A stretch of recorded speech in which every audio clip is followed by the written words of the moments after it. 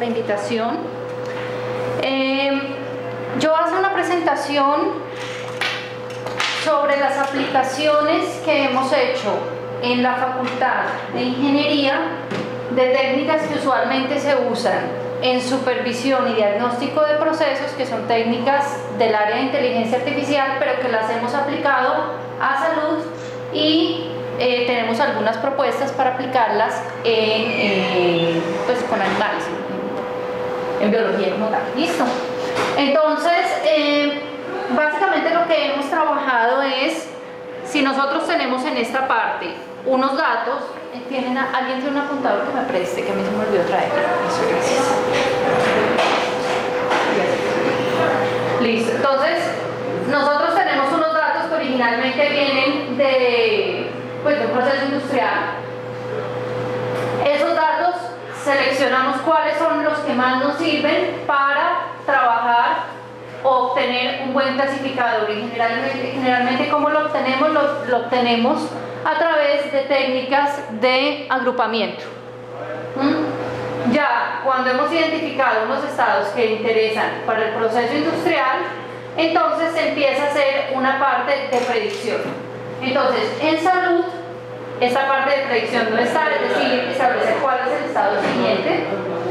En salud hemos aplicado la parte de utilización de estas técnicas de los clasificadores y pensamos aplicar la parte de selección de variables para que precisamente el clasificador nos dé unos mejores resultados. Entonces veamos qué se ha trabajado en cada parte. En este caso se propuso para la selección de variables un método que es no supervisado. Este método nos ha permitido a nosotros identificar las variables que más información nos da para poder decidir cuáles son los estados funcionales en un proceso de esterificación y en una reacción de tiosulfato en un reactor químico específico. En compañía con un grupo de Francia, se ha visto el interés de utilizar estas técnicas de selección de variables para hacer pronóstico de cáncer. Entonces, toman la muestra de la biopsia, estiman diferentes valores, pero la cantidad de variables es muy alta. Entonces, en el momento en que tenemos una alta dimensionalidad, estos algoritmos de agrupamiento empiezan a presentar muchos problemas. Ellos ya propusieron una técnica que no es de wrapper, es decir, no va haciendo una iteración acá, sino de filtrado, donde tiene algo así como una ACP, o sea, tienen unas variables, identifican las más representativas y con esas hacen su clasificación. ¿Qué problema hay ahí? Muchas veces no tienen en cuenta la correlación existente entre las variables. No es lo mismo una variable sola que dos variables que entran a un sistema de clasificación. Entonces, en la método que nosotros propusimos, vamos haciendo una búsqueda de las mejores combinaciones de las variables, utilizando una evaluación del desempeño del algoritmo que tenemos acá y haciendo una optimización de ese agrupamiento que se tiene o de esas clases. El método nos ha funcionado bien, pero no hemos entrado a trabajarlo aquí porque nosotros todavía tenemos el problema de que tenemos que hacer muchas iteraciones. Entonces necesitamos paralelizar este algoritmo para poder empezar a trabajarlo en esta parte del pronóstico del cáncer. Por eso está en rojo, es algo que tenemos pendiente por hacer. Bueno, ya en el agrupamiento de datos, entonces hemos trabajado en lograr unas agrupaciones buenas que nos permitan tener clases que sean compactas y que sean separadas, de tal manera que cada estado que encontramos nos permita a nosotros identificar realmente muy bien qué es lo que está sucediendo. Sobre todo si esto lo vamos a hacer en aplicaciones médicas, es grave si nos equivocamos. O sea, hacer un mal diagnóstico sería complicado, ¿cierto? Entonces, se propuso un índice de calidad de la partición. Cuando uno hace un método de agrupamiento, la gran pregunta que surge es, bueno, ¿la agrupación que me dio está bien o no? ¿Contra qué lo evalúo? Porque es algo no supervisado, ¿sí? Entonces, hay muchos índices, pero queríamos trabajar sobre un índice que solamente utilizara los grados de pertenencia que se obtienen cuando se clasifican. ¿Por qué hacer esto? para no depender de la representación geométrica de las clases, porque no todos los algoritmos de agrupamiento tienen una representación geométrica y no todos los casos que trabajamos nosotros son de tipo cuantitativo. A veces, como en un ejemplo que voy a mostrar más adelante, trabajamos con análisis cualitativos, entonces no podríamos hacer ese análisis geométrico, de ahí que se propuso este índice. Nos permite trabajar con problemas de alta dimensionalidad y además nos permite hacer la optimización de estas particiones. Rápidamente, el problema es este: nosotros hablamos de hacer un buen aprendizaje pues para lograr un buen reconocimiento. Entonces lo que se propone es, usualmente suceden cosas de este estilo con el tipo de agrupamiento no supervisado, donde, por ejemplo, estas dos clases deberían ser la misma. El algoritmo de optimización lo que hace es analizar la calidad de la partición y decidir si el mejor resultado es este.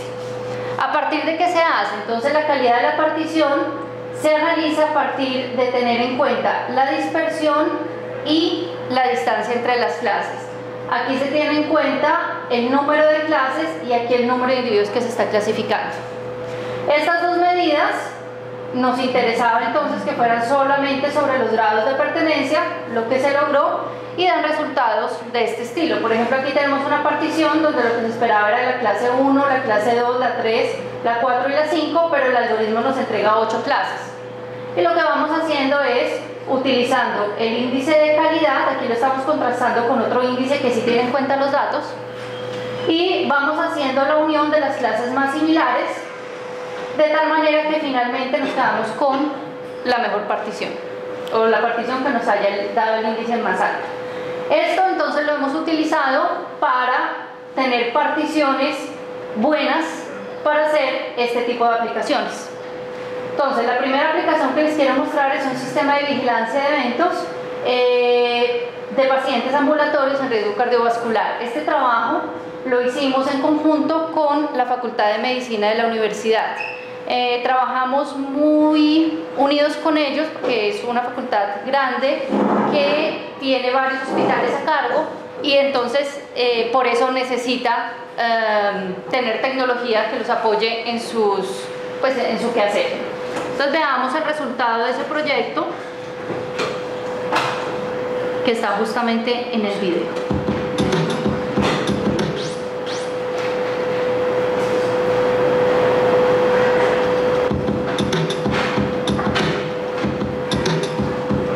Una tendencia mundial en el campo de la salud es el uso de las TIC para apoyar la tarea del personal asistencial, buscando una mejor calidad de vida para los usuarios de los sistemas de salud. Estudios han demostrado que los programas de promoción y prevención para pacientes con riesgo cardiovascular pueden llegar a prevenir eventos que pueden tener consecuencias clínicas y epidemiológicas importantes, aumentando la morbilidad y la mortalidad. Es así como, en el marco del programa de riesgo cardiovascular de la IPS Universitaria de la Universidad de Antioquia, se diseñó un primer prototipo del sistema de vigilancia de pacientes ambulatorios con alto riesgo de enfermedad cardiovascular, que recopila y analiza la información de sus signos vitales en tiempo real. El prototipo consiste en una red de sensores corporales. Se mide la frecuencia de pulso, intensidad de pulso, pulsoximetría, movimiento y temperatura, que son algunos de los signos que tienen en cuenta los cardiólogos y los servicios de emergencia para priorizar la atención a personas que presenten un problema cardíaco. En cada nuevo sensor se diseñó un acondicionamiento de las señales para poder transmitirlas al dispositivo móvil y allí analizarlas. El dispositivo móvil se encarga de recibir los signos vitales enviados por la red de sensores, almacenar la información, procesarla y enviar las alertas generadas. De acuerdo con este análisis, se determina si el paciente está en condiciones adecuadas o si es necesario enviar una alarma al servicio de atención médica para que el paciente sea atendido. Se busca hacer una detección temprana de un evento cardiovascular que puede comprometer la vida del paciente y brindar una herramienta de soporte en la decisión al personal asistencial, especialistas, enfermeras o personal auxiliar, para priorizar los diferentes casos que reciban y, en caso de ser necesario, enviar al personal con el equipo adecuado de acuerdo con la necesidad. El personal médico es quien configura el dispositivo y también, en la consulta, puede tener la información de los eventos que ha tenido el paciente. Pero veamos cómo funciona. Jason es una persona con un problema cardiovascular. Cuando visita a su médico, él decide incluirlo en el programa de riesgo cardiovascular y hacerle monitoreo usando el dispositivo. Para el uso del dispositivo, primero se deben conectar todos los sensores. El sensor de temperatura se ubica en el pecho. Se calibra con una temperatura promedio de la persona. El sensor de movimiento va a permitir determinar si la persona tuvo una caída que se puede presentar por un desmayo. El sensor de oximetría permite estimar constantemente el porcentaje de oxígeno en la sangre circulante, la frecuencia cardíaca y en los cambios de volumen sanguíneos en varias partes del cuerpo o plethysmografía. Esto para determinar la variabilidad del ritmo cardíaco en el paciente. Una vez instalada la red de sensores corporales, el médico debe ajustar los parámetros de acuerdo a las características fisiológicas del paciente. El médico conecta el dispositivo móvil al computador. El sistema confirma que sea esta la acción que se desea realizar, pues mientras se hace la configuración no se toman datos del paciente. El médico ingresa el dato de la cédula o el identificador del paciente y automáticamente se carga la información del paciente como nombre, fecha de nacimiento, talla y peso.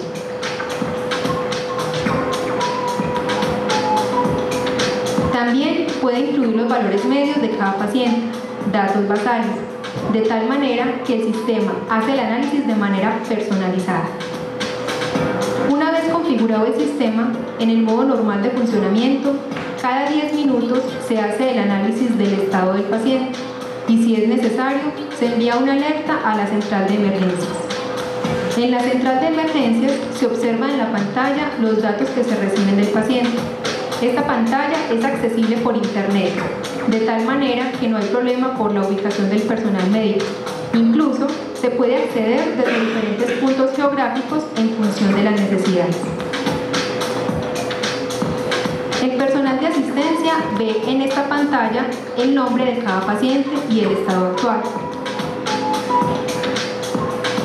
En verde indica que la persona no ha tenido ningún problema. En este caso, se ve que Jason no ha presentado una alerta.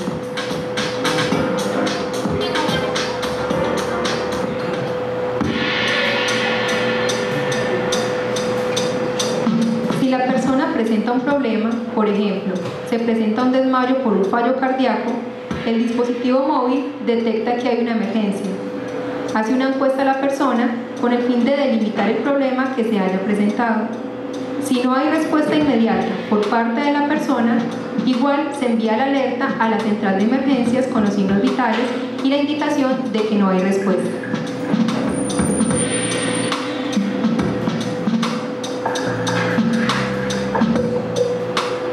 Cuando se genera la alarma, el personal médico ve en la pantalla quién presenta el problema y también tiene a disposición la información que ha resultado de la encuesta.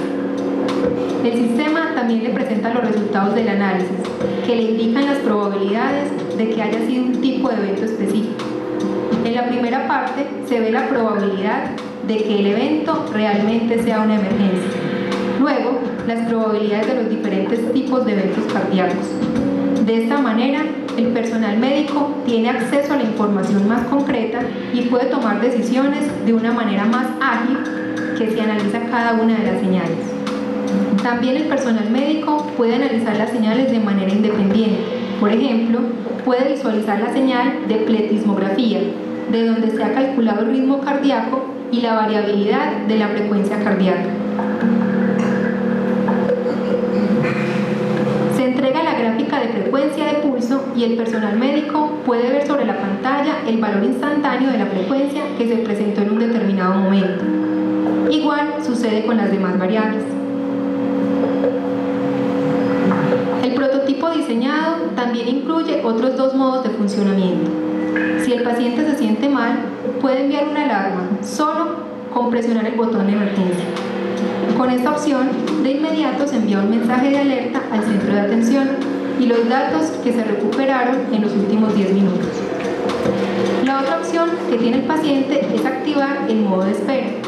Cuando el paciente selecciona este modo, el sistema no hace el análisis, solamente verifica que los rangos de cada señal estén dentro de un valor normal. El paciente elige esta opción cuando va a hacer deporte o actividades con mucho movimiento. Estando en este modo, el paciente no queda desprotegido, pues se siguen censando los valores de cada variable y en caso de encontrar algún valor fuera de rango, se envía una alerta al servicio de atención. Con este dispositivo se busca dar una asistencia a las personas que tienen problemas cardíacos, de tal manera que se pueda contar con una ayuda de personal médico rápidamente cuando hay un problema. También, usando los datos que quedan registrados en el sistema, el médico puede hacer un seguimiento más detallado del paciente, pues se pasa de tener valores de las señales medidas que se toman en cada visita médica a valores tomados cada 10 minutos. Este servicio utiliza la red de datos de telefonía móvil y se puede acceder a la información a través de Internet. Es muy importante continuar con un trabajo de mejora de este primer prototipo, de tal manera que se optimice el dispositivo móvil. Entonces, pues como se mencionaba, hay que seguir trabajando y hay muchos frentes en los cuales hay que mejorar. Se quiere llevar esto a un celular, ¿sí? Y en la parte que yo trabajo, que es específicamente en tomar los datos, incluir la experiencia que tiene el personal médico en un clasificador y lograr que a través de esos datos que se toman de manera cualitativa, ahí se me perdió, esos datos que se toman de manera cualitativa, se pueda realmente dar un diagnóstico solamente utilizando características de este estilo. Miren que estamos hablando de un tipo de clasificador o un tipo de sistema de agrupamiento de tipo lingüístico completamente. Ahí es clave entonces ubicar los diferentes niveles de clasificación para no solamente decir el paciente tiene un problema o no, o sea, simplemente está en normal o alarma. Además de eso, nosotros damos una idea de qué puede estar pasando, pero trabajamos con lógica difusa para poder dar un rango de probabilidad de lo que esté sucediendo. Estos serían los resultados que verían, tal como se vio en el video, el que vería el personal médico, pero nos dimos cuenta que hay muchísima influencia del ruido por el movimiento, específicamente en la señal de pletismografía. Y esto es grave, porque en el momento en que nosotros estamos tomando los datos de la persona, este es el sensor que está generando mucha interferencia por ruido. En el momento en que nosotros tomamos esos datos, convertimos eso en un análisis de distancia y luego hacemos el tacograma y hacemos un análisis de frecuencia. Este análisis de frecuencia entra a un clasificador antes de entrar al clasificador general. Esta señal se nos está dañando en el momento en que hay movimiento. ¿Qué está sucediendo? Esta es la señal normal de pletismografía y aquí, por ejemplo, hubo gran movimiento de la persona y aquí también hubo un movimiento brusco. Entonces, en este momento estamos trabajando en mejorar para que el sistema sea más robusto ante el movimiento, porque nuestro enfoque va hacia allá. Incluso hay un profesor que trabaja con otro tipo de sensor que no es el de oreja, sino aquí en la frente, y él busca que lo utilicen las personas, el personal de policía que trabaja en desminado. Entonces son personas que realmente están todo el tiempo en movimiento, con movimientos bruscos, y toca solucionar este problema. Ahí estamos trabajando ahorita en una tesis de maestría. Bueno, entonces, otra aplicación que hicimos fue un sistema de detección de alerta y caídas de personas. Este sistema se propuso para que después complemente este módulo que ya les acabé de mostrar. Veamos entonces los resultados de esa propuesta.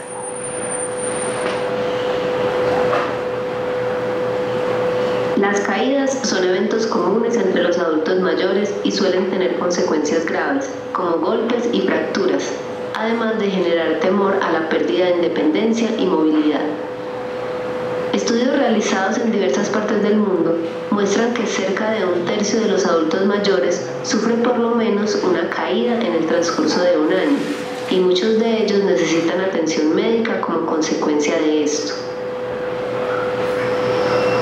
Garantizar una atención médica inmediata en caso de una caída, sin necesidad de la supervisión constante de un familiar o una enfermera, brinda independencia a los adultos mayores, dándoles al mismo tiempo una sensación de seguridad.